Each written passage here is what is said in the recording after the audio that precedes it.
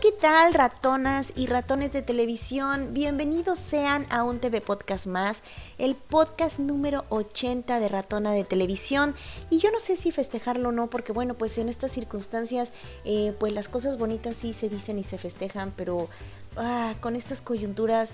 esto es un poco extraño. Pero sean ustedes bienvenidos a este espacio que es un proyecto de reflexión sobre temas audiovisuales encontrados tanto en la televisión como en el internet, y que bueno, pues hemos hablado en 80 podcasts de muchísimas cosas, pero creo que la eventualidad nos obliga en este caso a la gran mayoría de los creadores de contenido, ya sea en audio, ya sea en video, ya sea en texto, a referirnos al tema del coronavirus como algo que nos toma como una sorpresa y que nos obliga a entender mejor este momento a partir de los fenómenos que se están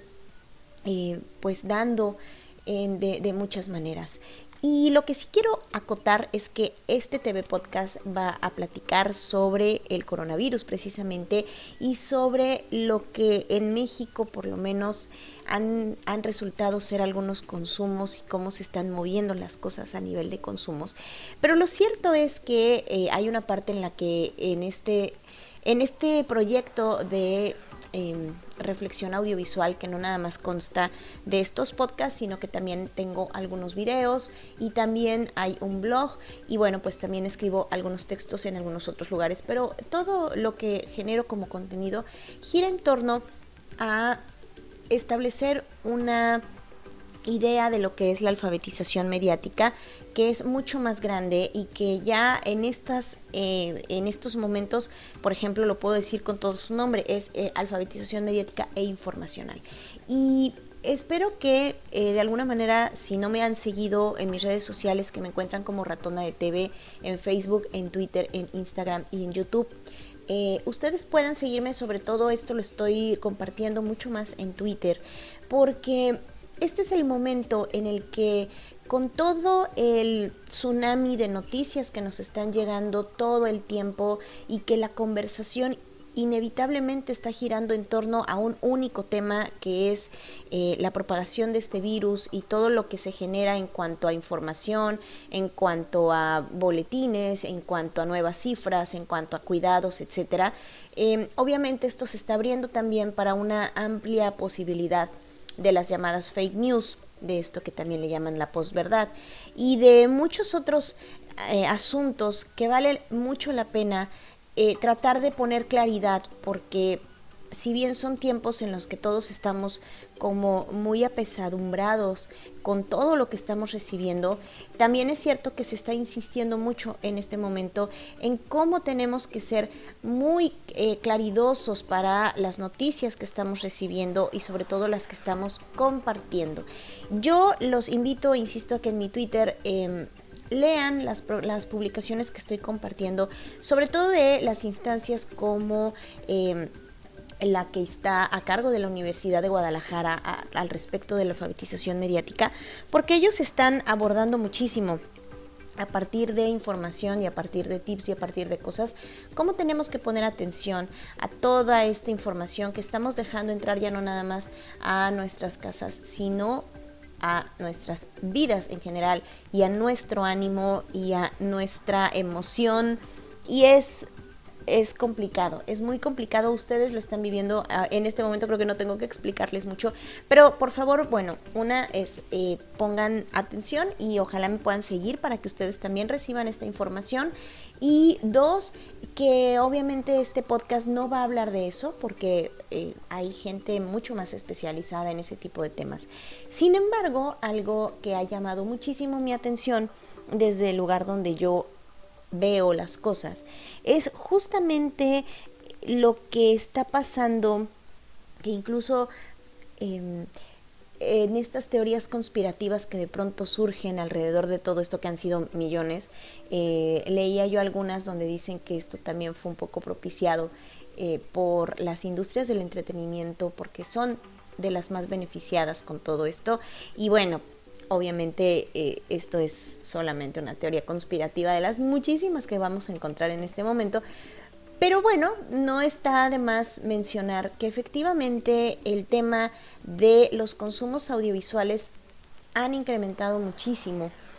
Y eso a lo mejor es también parte del pensar en este ejercicio de alfabetización mediática, realmente qué es lo que estamos consumiendo. Y en este momento que tenemos tanta ansiedad, que tenemos tanta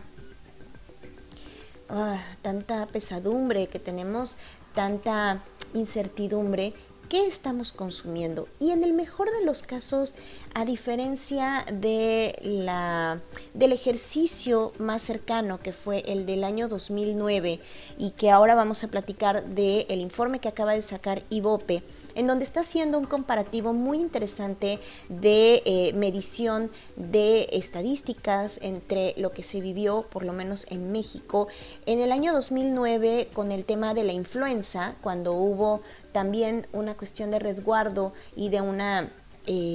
atención por parte de las autoridades para este virus que se propagó, y cómo se vivió este asunto a nivel mediático, y de lo que está haciendo IVOPE en este momento para determinar las cifras y cómo se ha estado moviendo todo esto alrededor de las pantallas mexicanas. Pero obviamente hay muchas cosas que decir, y creo que la primera que establece como todo el leitmotiv de este podcast, ya hice una introducción súper larga, perdón, es una columna que salió el día 31 de marzo, hace algunos días salió, que está escrita por Javier Tejado y Javier Tejado, que es un hombre que escribe para El Universal, su columna de opinión se llama Espectro. Y él hace muchas reflexiones sobre el tema de las telecomunicaciones. Yo lo sigo, tiene siempre muchas cosas que decir al respecto. Pero en esta ocasión, la columna de esta fecha es por demás relevante porque, entre otras cosas, está hablando de cómo en México las cifras han aumentado en la semana 12 de lo que va de este 2020, que así es como hace el conteo IVOPE a partir del número de semana que va transcurriendo durante el año, y está mencionando y está dando cifras ya mucho más específicas de lo que fue el informe que ahora les contaré de IVOPE. Pero lo interesante con lo que dice Javier Tejado es que las cifras que él maneja es que los canales de televisión abierta, obviamente, son los que han incrementado más, incluso por encima de la televisión de paga. Pero no nada más hablar de la televisión abierta, sino de la televisión abierta privada. Es decir, todos aquellos canales que no son televisión pública, que son concesiones que tienen una finalidad de lucro, y que estamos hablando de que las estrellas se incrementó en un 5.6%, Imagen Televisión en un 9%. El canal 9, y esto a mí me parece, bueno, inusitado, y no sé qué otros términos no sé qué calificativos expresar, porque habla de que un 26.3% de aumento, Foro TV 28.8% y ADN 40 un 37%, aunque también acota que el incremento no ha sido para todos y que Azteca 1 tuvo una caída de 7%, y que obviamente la televisión pública, por lo menos en el espectro que se puede medir a nivel federal, que son el canal 14, el canal 11 y el canal 22, están en su momento histórico más bajos. Entonces dice que en los horarios de la tarde-noche, que les llaman el horario AAA, apenas y generan los canales públicos una audiencia de 17,000 o 58,000 o 14,000 personas, cuando la televisión privada en esos horarios está alcanzando millones de personas por cada canal. Y bueno, aquí da las cifras y menciona y pone algunos gráficos. Esto lo voy a compartir en la cajita del blog para que ustedes lo puedan consultar por su cuenta. Que bueno, habla de que las estrellas superó los 3 millones de personas en 28 ciudades en un rango de las 17 a las 23 horas, lo que significa que hay más de 6 millones conectados a un solo canal cada hora. Con ello, Ahora, estoy leyendo textual, es más que evidente el fracaso de la TV pública de la 4T, dice Javier Donde, lo que es una tristeza, pues a más de un año transcurrido no ha podido consolidar proyectos de entretenimiento ni informativos. Bueno, pues esto es lo que a grandes rasgos está diciendo Javier Donde, y es muy impresionante porque yo he tenido algunas conversaciones en mis redes sociales sobre lo que estamos consumiendo o lo que estamos viendo por parte de la TV abierta, y sinceramente yo no encuentro ningún cambio. No, obviamente este asunto de la pandemia ha afectado muchísimo el ritmo y las producciones, de tal suerte que algunas cuestiones que se estaban generando como producciones de ficción, por ejemplo, o como programas que tenían un staff, que tenían camarógrafos, un número determinado, maquillistas, staff, gente, iluminadores técnicos, etcétera. Todo esto ha disminuido por la cuestión de la gente que tiene que estar resguardada, por las condiciones de las personas que deben de tener un mayor resguardo por cuestión de su salud, etcétera. Y entonces obviamente la industria audiovisual se ha visto muy complicada. Yo creo, ahora que lo pienso y reflexionando un poco en lo que fue el podcast de el anterior de El Día Sin Mujeres, me parece que fue un ejercicio interesante que nos puso un poquito en el antecedente de lo que íbamos a vivir en estos días. Y lo que ha sido pues interesante para mí es en tratar de entender a las cabezas, porque debe de ser bien complicado sacar programación y tratar de generar entretenimiento en todos los aspectos, espectáculos, deportes, quizás noticias está un poco más cubierto, pero ¿cómo generas lo demás cuando ni siquiera tienes la posibilidad de jalarte de algo? Es decir, los programas deportivos, los que son de debate y todo esto, simplemente están pasando transmisiones, retransmisiones, por lo menos en algunos canales de paga, porque no hay eventos deportivos, porque no hay nada ahorita que no gire alrededor de la gente que está guardándose en sus casas. Y entonces sí, como un productor y generador de contenidos, esto debe de ser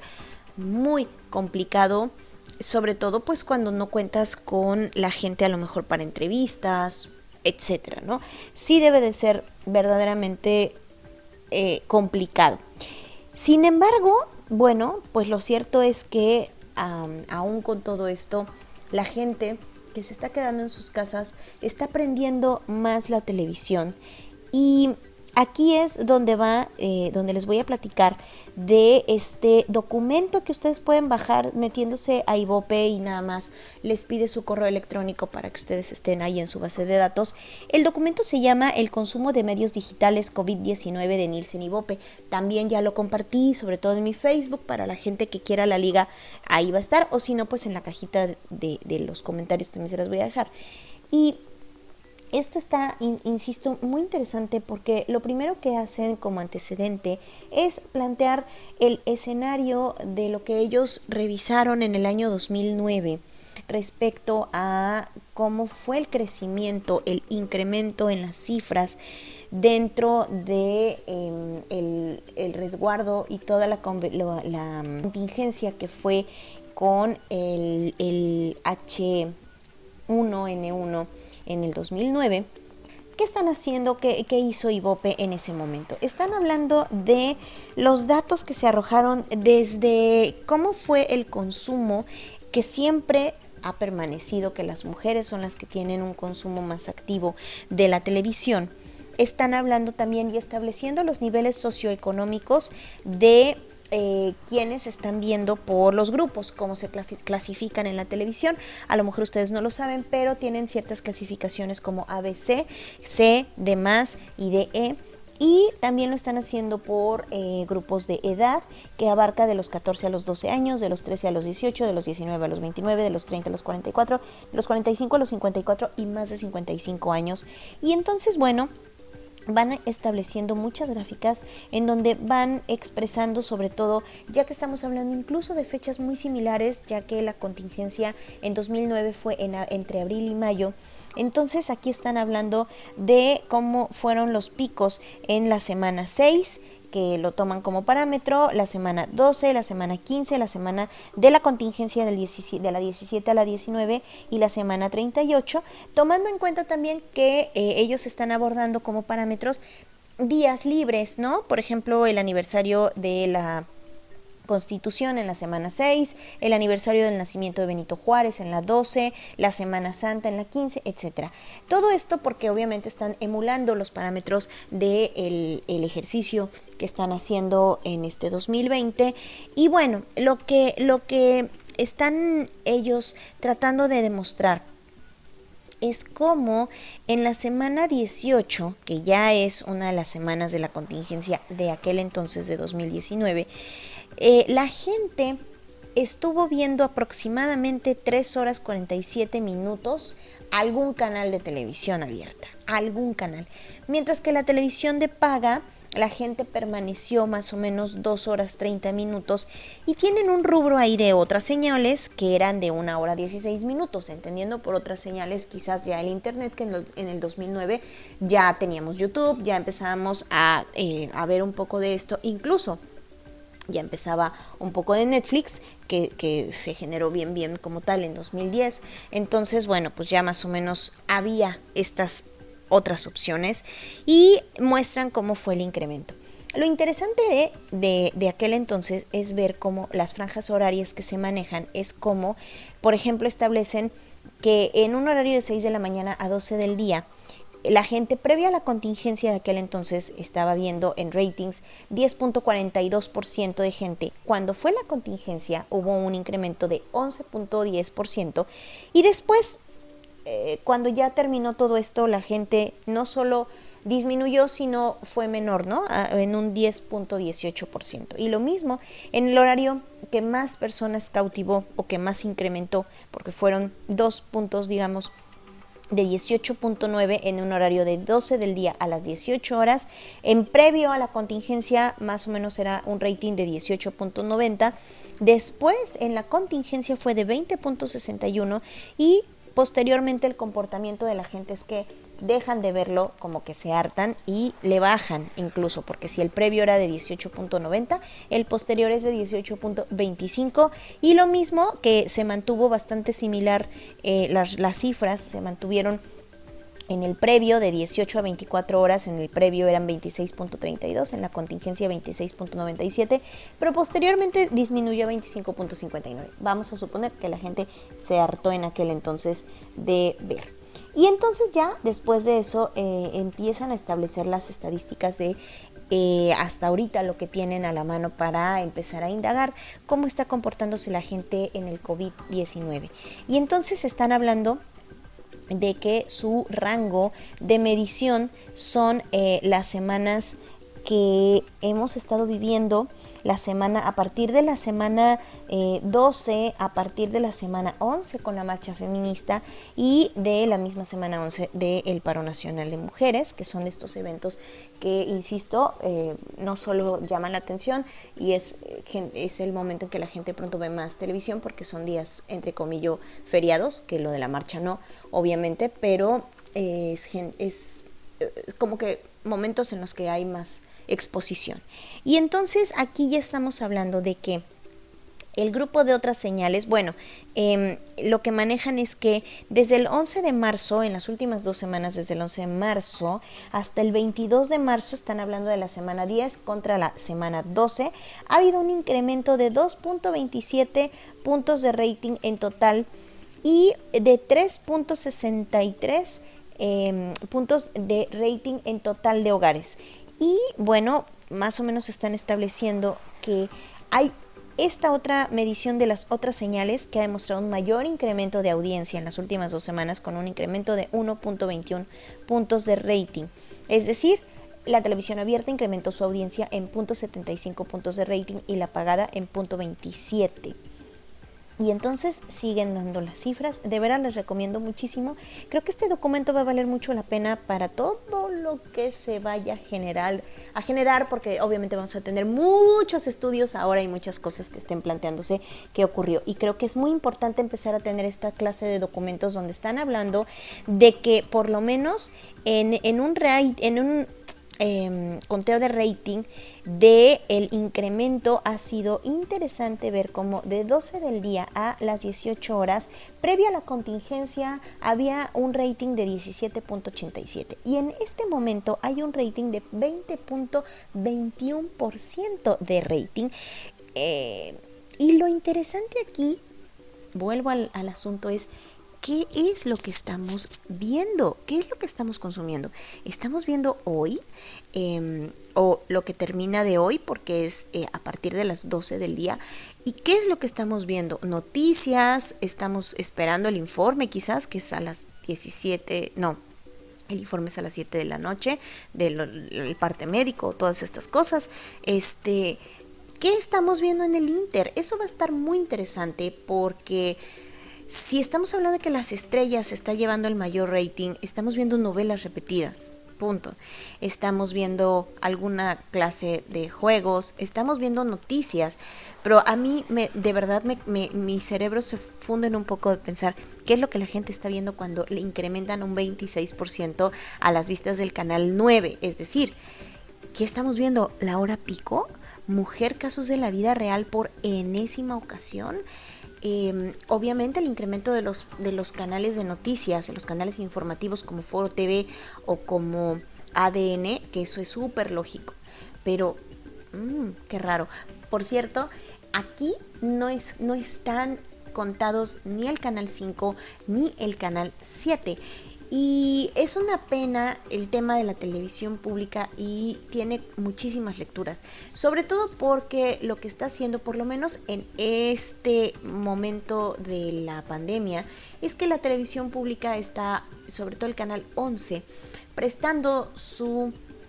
canal alterno, que es el canal de los niños, para transmitir contenidos educativos para el tema de las escuelas, para el tema de que pues para los niños que no estén yendo a clases, pues ahí tengan una especie de pues teleescuela, ¿no? Que existe el modelo telesecundaria, existe el modelo de telebachillerato, pero de pronto creo que no está muy claro el concepto de teleprimaria.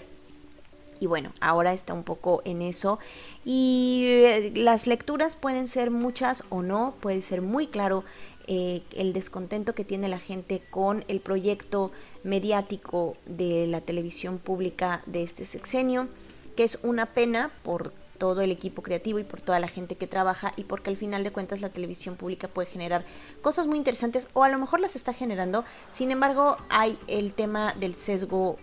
gubernamental que no deja de estar presente y que para la gente pesa muchísimo y prefieren ver cosas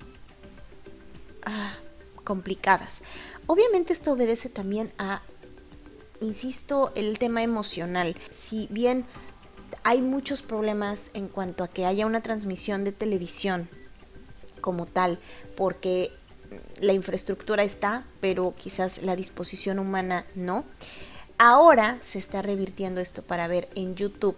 cómo, y sobre todo no nada más YouTube, Instagram está resultando la plataforma que tiene todo el mundo más a la mano. Y entonces creo también que estamos viviendo una época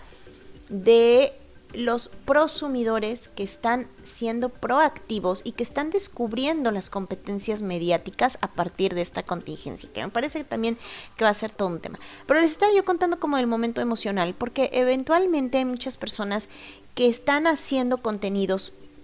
para no sentirse solos, porque a muchas personas los atacó todo esto o los agarró pues solos y que solo tienen su conexión a internet y ya. Entonces,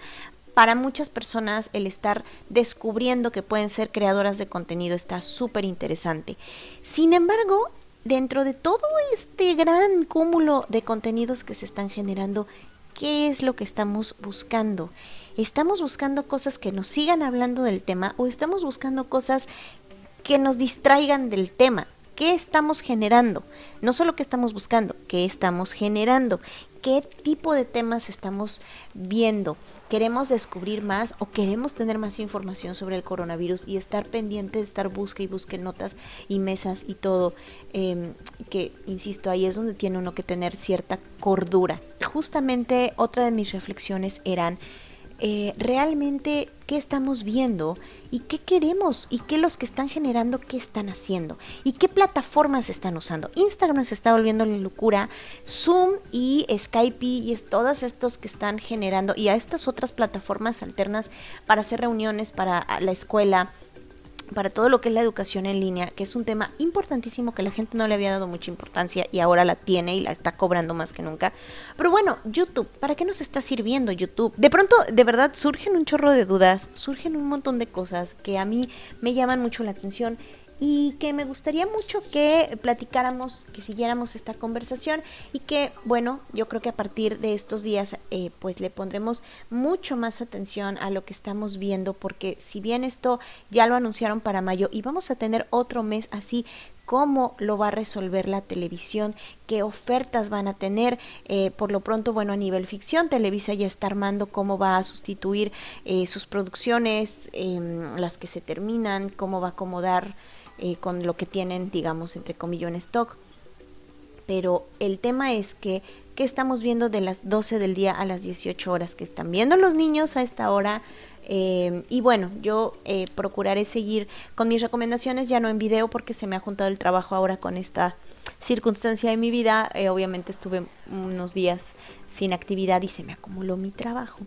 pero estaré compartiendo con ustedes más portales y más sitios que son educativos y que tienen contenido súper padre para los niños. Muchas gracias, perdón la extensión, no era el chiste hacerlo otra vez tan largo, pero bueno, lo quise hacer así y platicar con ustedes sobre lo que estamos viviendo mediáticamente hablando con el coronavirus, que son temas que pintan para tener, de hacer un campo fértil y replantearnos mucho de nuestros consumos, de los que estamos viendo en la televisión abierta y por parte del broadcasting, lo que estamos viendo por parte de los gobiernos en la televisión pública, cuál es la agenda y cómo todo esto va a cambiar el paradigma y sobre todo cuántas de las personas que se están descubriendo con competencias mediáticas están aprovechando esto y lo aprovecharán una vez que termine la contingencia. Todo esto va a ser muy interesante y estaremos, si Dios quiere, aquí para vivirlo. Yo soy Raquel y me da mucho gusto que estuvieran escuchando este TV Podcast. Síganme en mis redes sociales, me encuentran como Ratona de TV, y en mi página, mi blog, que es www.ratonadetv.com. Muchas gracias. Bye.